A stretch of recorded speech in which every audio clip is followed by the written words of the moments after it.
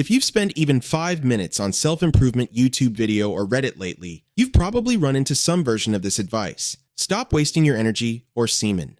But our culture has a massive obsession with reducing everything to the physical. We've taken one of the most sophisticated sciences of human potential, called Brahmacharya, and reduced it to a simplistic, often toxic rule of physical suppression. People online are trying to rely on pure willpower to get through no fap or semen retention, treating their own biology as an enemy to be conquered. But as anyone who has tried this knows, it usually ends in frustration, emotional friction, and mental exhaustion. Why? Because suppression is not transformation. Today, we are going to bridge the gap. We're looking at the hard neuroscience of your prefrontal cortex to reveal the real truth behind the word Brahmacharya, with the profound wisdom of Sadhguru and Swami Vivekananda, and how you can use it to completely reclaim your mind in this hyperstimulated world. Let's start with what the word actually means. In Sanskrit, Brahman means the absolute, limitless presence that is the source of all creation. Charya means the path, or to live close to. So, Brahmacharya literally translates to walking the path that leads towards the source of all creation, or total consciousness. It's about organizing your internal energies so that your joy, love, and your fulfillment are generated entirely from within, without needing to constantly lean on external agents. If you try to do this by force, it becomes psychological torture. To understand the difference between surrender and mental captivity, we have to look at a classic Eastern parable. Two traveling monks arrive at a swollen river. Standing on the bank is a young woman, terrified and unable to cross. Both monks have taken sacred, lifelong vows never to touch a woman. Without a word, the older monk steps forward, picks up the woman on his shoulders, carries her across the raging waters, sets her down safely on the other side, and continues walking. Hours pass in heavy, suffocating silence. Finally, the younger monk, completely consumed by internal rage, bursts out. "How could you do that?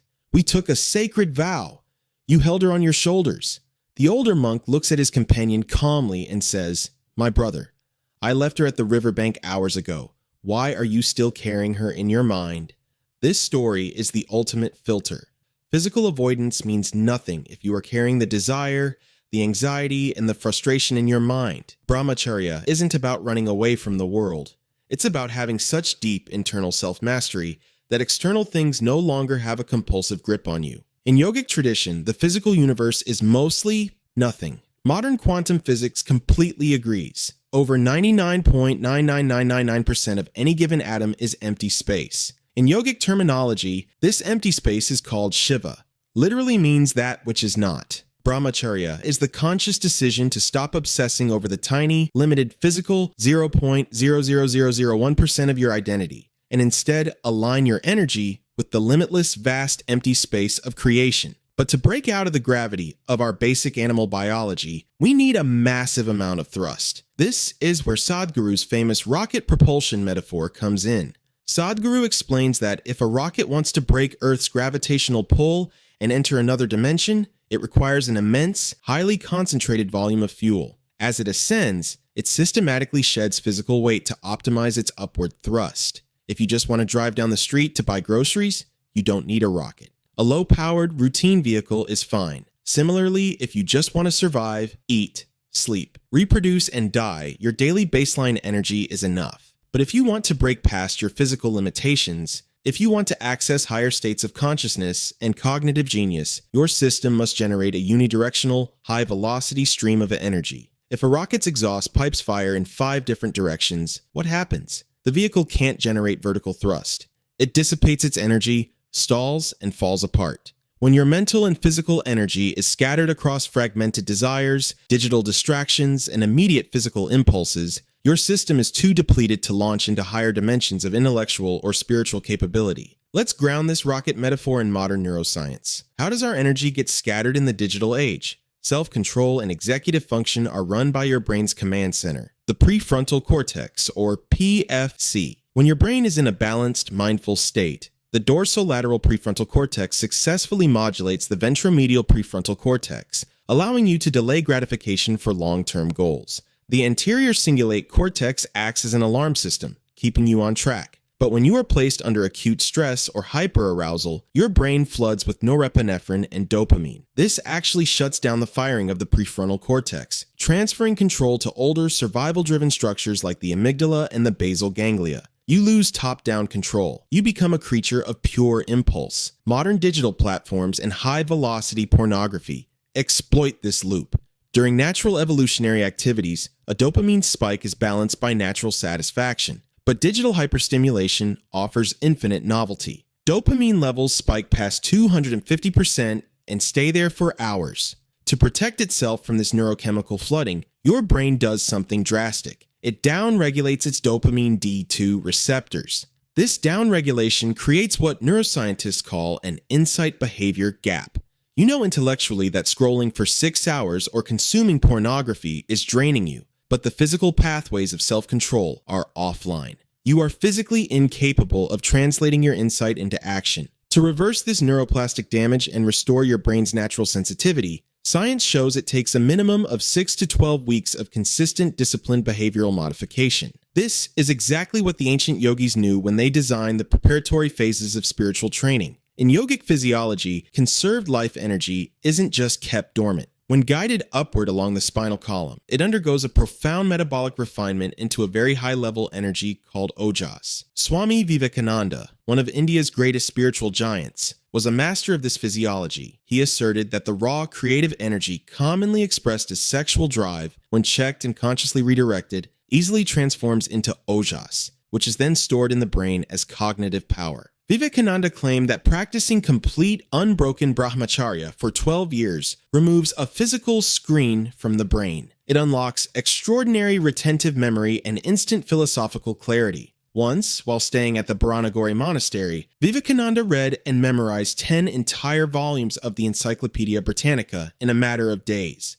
A disciple expressed disbelief, thinking it was impossible. Vivekananda handed him the heavy volumes and told him to ask him anything. The disciple selected complex entries at random. To his absolute astonishment, Vivekananda didn't just summarize the concepts. He reproduced the exact, highly academic phrasing word for word. He looked at his stunned friend and said, "This is not an exclusive miracle. It is the natural result of strict Brahmacharya. Anyone who can conserve their life force and direct it upward can achieve this level of mental mastery." But how does this fit into our modern social lives? We live in an era of hookup culture, hypersexualized media, and frictionless dating apps. Sadhguru makes a profound observation about this. He notes that modern relationships often operate on a transactional model of extraction rather than involvement. We enter connections trying to extract validation, pleasure, or security from someone else. From a yogic perspective, your physical body possesses its own highly sensitive memory system called runanubandha. It's a kind of physical memory causing karmic debt. Engaging in multiple physical intimacy introduces a deep sense of energetic confusion and disorganization into your system. It is why, after casual, low-involvement transactions, people often feel a profound, inexplicable sense of emotional emptiness. To understand how to heal this, we can look to Western somatic psychology and the depth psychology of Roberto Assagioli.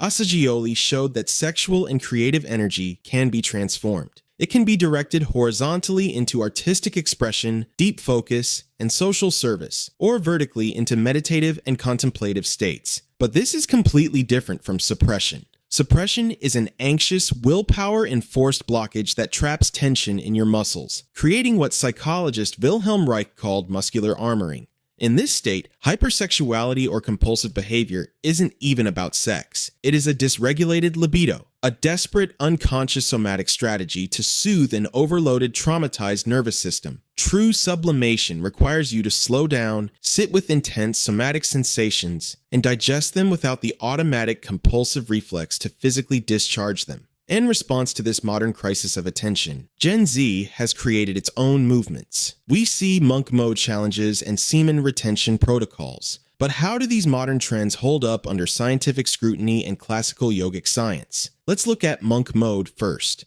Monk mode is a secular productivity protocol focusing on digital detoxes, structured routines, and intentional boredom. And biologically, it works. By reducing context switching and digital novelty, it gives your prefrontal cortex the breathing room to recover its top-down inhibitory control over your limbic system. It's an excellent, practical attention recovery protocol. But then we have the online semen retention movement. Here, we need to separate internet stories from how the body actually works. People often claim that retaining semen indefinitely permanently skyrockets your testosterone, causes rapid muscle growth, and physically rejuvenates your organs.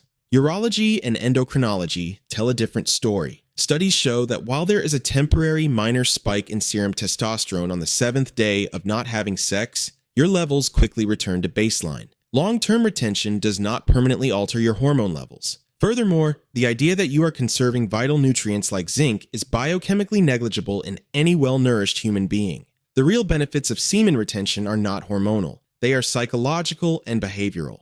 If you have a compulsive habit that makes you feel anxious, guilty, or unfocused, breaking that habit restores your dopamine sensitivity.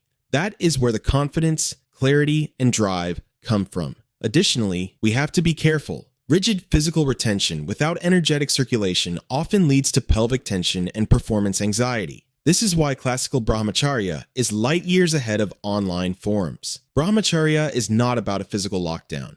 It is about a complete integrated science of breath, posture, and mental alignment that circulates energy upward rather than trapping it. So, how do we apply this incredible synthesis of ancient wisdom and modern science to our daily lives? You don't need to pack your bags and move to the forest or into an ashram. You can start reclaiming your energy right now with 3 simple practices. Step 1. Digital attention hygiene. To rebalance your dopamine D2 receptors, set strict limits on high-stimulus digital feeds. Intentionally practice boredom cultivation. Sit for 7 minutes a day without looking at a screen, allowing your prefrontal cortex to rebuild its executive strength. Alternatively, you can use the free Miracle of Mind app for a simple 7-minute meditation. It's completely free, and I'm just recommending it because it works. No sponsorships or commissions. Step 2. Somatic transmutation. When an intense physical impulse or desire arises, do not fight it with self-hostility. Never create internal friction. Instead, just look at the desire as a simple thought.